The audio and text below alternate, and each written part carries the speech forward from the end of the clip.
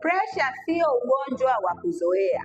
Kuzoea presha ni kusababisha figo zako kwenda kuharibika, na ukae ukijua kwamba mwili hauzoei maumivu.